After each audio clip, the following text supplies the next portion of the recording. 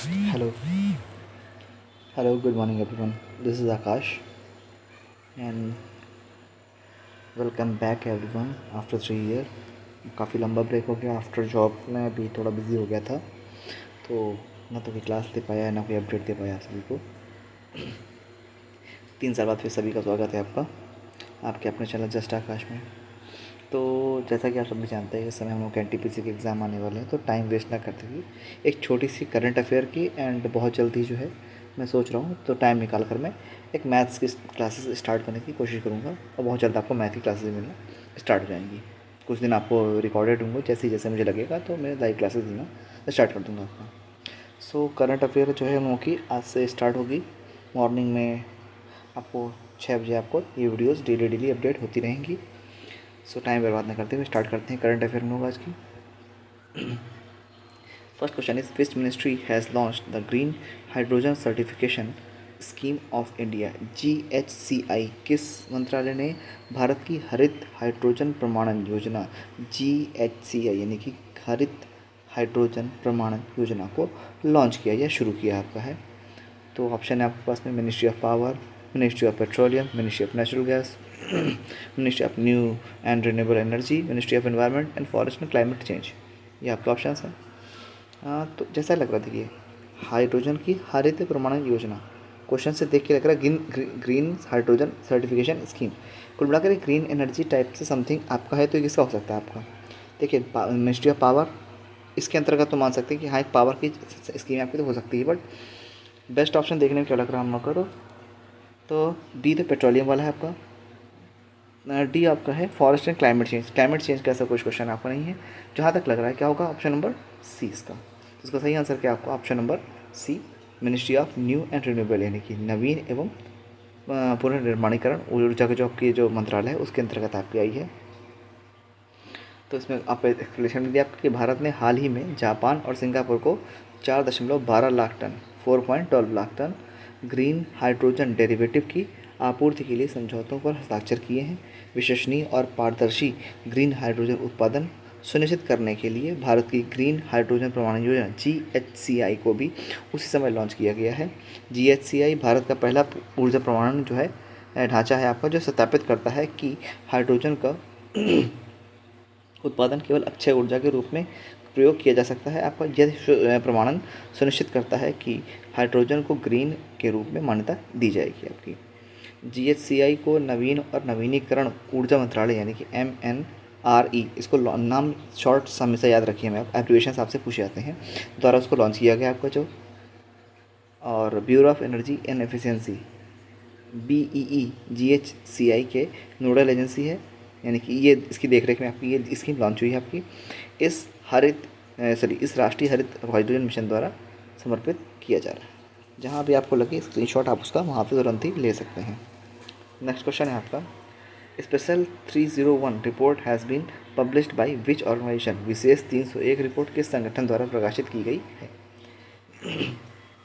अब ये ऐसी रिपोर्ट्स हैं कि फैक्ट बेस आपकी रिपोर्ट्स हैं तो ये आपको सीधा सीधा आपको ऑप्शन बेस ये तो याद होगा तभी आप इसको कर सकते हैं अदरवाइज़ आप इसको कोई गेस वर्क इसमें नहीं चलेगा क्योंकि 301 रिपोर्ट लिखा कोई रिपोर्ट का नाम नहीं लिखा आपका। तो इसका आपको ऑप्शन हो जाएगा ऑप्शन नंबर सी मीन्स आपका है United state of trade representative USTR।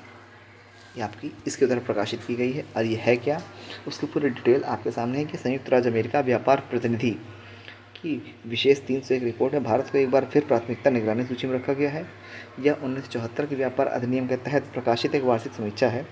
यह उन देशों की पहचान करता है जो बौद्धिक संपदाओं अधिकारों IPR की पर्याप्त और प्रभावी सुरक्षा अमेरिकी अधिकार धारकों को उचित पहुंच प्रदान नहीं करते हैं आपको। मतलब ये भारत के लिए कोई अच्छी चीज़ नहीं है आपकी।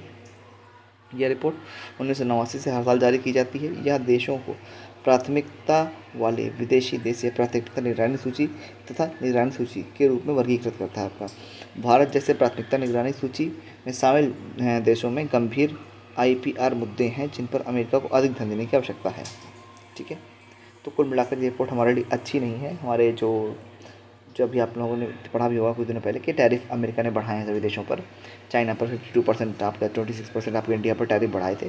तो वो क्या टैरिफ बढ़े थे चलो उसकी मुझे कोई कमेंट बॉक्स में कमेंट करके बताइएगा फटाक से। ठीक है नेक्स्ट क्वेश्चन, बांधवगढ़ राष्ट्रीय उद्यान किस राज्य में है? Bandhavgarh national park is located in which state? बहुत सिंपल क्वेश्चन है आपका, सबको लग रहा होगा तो बहुत आसान क्वेश्चन है। ये क्यों बना है आपका, सबको पता है इसका आंसर मध्य प्रदेश है आपका, नो प्रॉब्लम। बट ये क्वेश्चन बना क्यों है उसको हम लोग देखते हैं। वो तो मध्य प्रदेश आपका ऑप्शन है। सुप्रीम कोर्ट ने हाल ही में मध्य प्रदेश के बांधवगढ़ राष्ट्रीय उद्यान को अवैध खनन का आरोप लगाने वाले याचिका को खारिज किया है। इसे कानून का दुरुपयोग बताया गया और याचिकाकर्ता पर 1 लाख रुपए का जुर्माना लगाया गया। बांधवगढ़ राष्ट्रीय उद्यान मध्य प्रदेश के उमरिया जिले में है आपका। विंध्यवाद मतलब कुल मिलाकर जो भी आपका है खैर ये टाइगर रिजर्व है काफ़ी बड़ा आपका। यहाँ पर आपको टाइगर जब आप टहलने जाएंगे आपका मतलब घूमने कभी आते हैं अगर आप यहाँ पर जॉब लगने के बाद जब भी आप जाएंगे यहाँ पर तो आपको यहाँ पर टाइगर बहुत ही सड़क पर घूमते हुए मतलब बहुत डेंस है, इनकी आबादी जो है काफ़ी डेंस है और वो आपको टहलते हुए दिख जाते हैं। मतलब अगर आपको टाइगर रियल में देखते हैं टहलते हुए तो आपको किसी और नेशनल पार्क में मिले ना मिले आपकी लक है, यहाँ आपको मोस्टली मिल ही जाते हैं आपको, ठीक है। बट ये क्वेश्चन बना क्यों? क्योंकि आपका अभी एक उस पर जो है सुप्रीम कोर्ट में एक केस चल रहा था, उसकी याचिका खारिज की, इस कारण इस समय हाईलाइटेड क्वेश्चन आपका है। ओके नेक्स्ट क्वेश्चन पढ़ते हैं हम लोग। आयुष्मान भारत दिवस is observe annually on which day? Ayushman Bharat प्रतिवर्ष किस दिन मनाया जाता है? ये भी आपका फैक्ट वाला क्वेश्चन आपका है, इसको हम लोग याद कर लेंगे। तो ये भी आपका मनाया जाता है 30 अप्रैल को, यानी कि 2 दिन पहले आज से। आज 2 मई है आपकी, 30 अप्रैल को आपका जो है आयुष्मान भारत दिवस मनाया जाता है। क्यों मनाया जाता है अब उसको पढ़ लीजिए, नीचे आपको पूरा डिटेल दिया।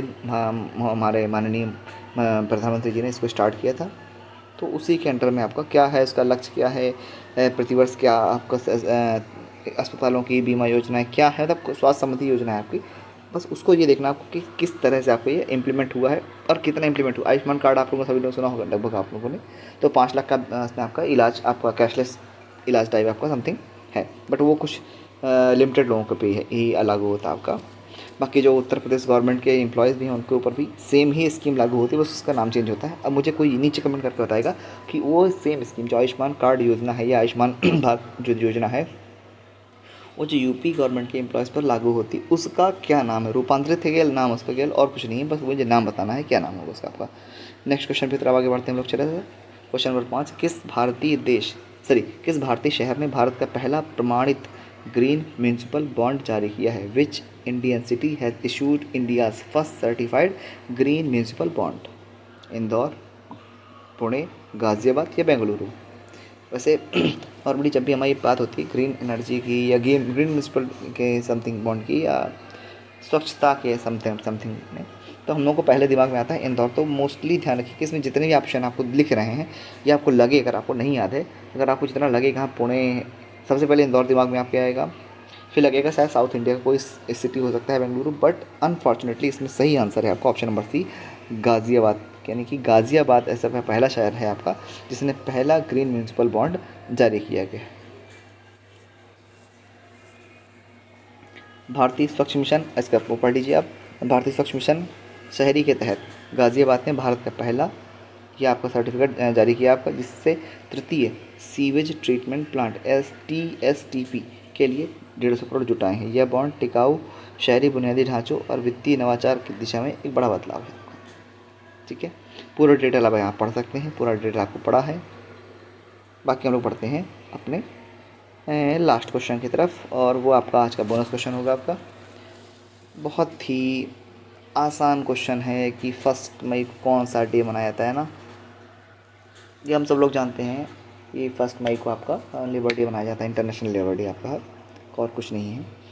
लेकिन हमें जो है ये पूछना है, हमको इसके चारों ऑप्शंस के हमको आंसर चाहिए होंगे कि अमेरिकन रिपब्लिक डे ये किस दिन मनाया जाता है आपका है। एक क्वेश्चन आपका ये रहेगा, आप कमेंट में बताएंगे उसको कमेंट करके। लेकिन सेकंड आपका रहेगा बोस्टन टी पार्टी डे। खैर डे नहीं है, बोस्टन टी पार्टी एक घटना थी आपकी। आपको अगर किसी को याद हो तो वो कमेंट करके यस या नो में बताएगा, या फिर अगर चाहे तो आप कमेंट करके डिटेल में बता सकते हैं एक शॉर्ट फॉर्म में कि एक्चुअल में ये बोस्टन टी पार्टी क्या थी। एंड एक घटना है कामाठा गारू घटना, ये दोनों घटनाएं क्या हैं, अगर इनको आपको अगर पता हो तो आप इनको बताएं। बाकी हम लोग नेक्स्ट वीडियो जब भी आपका आएगा उसमें हम लोग इनको डिस्कस करेंगे आपका अलग से। तो इसको तो बड़ा आसान है, बट 1 मई को और क्या हुआ था या क्यों मनाया जाता है वो देख लेते हैं ऐसा। एक्चुअल में 1886 में शिकागो यानी अमेरिका में आपके, शिकागो कुछ और चीज़ की फेमस है ध्यान रखिएगा सभी को याद होगा, विवेकानंद जी के लिए तो 1886 में शिकागो अमेरिका में श्रमिकों के ने 8 घंटे के कार्य दिवस की मांग को लेकर हड़ताल की थी। मैंने ये बहुत टाइमिंग बहुत ज़्यादा रही होगी पहले। तो 4 मई को हेमार्केट स्क्वायर में हुए प्रदर्शन में कई लोग मारे गए थे, जिसे हेमार्केट अफेयर कहा जाता है आपका। फिर 1889 में पेरिस में अंतर्राष्ट्रीय समाजवादी सम्मेलन हुए और उसमें 1 मई को अंतर्राष्ट्रीय दिवस के रूप में मान्यता दी गई। इस दिन आपके जो है बहुत से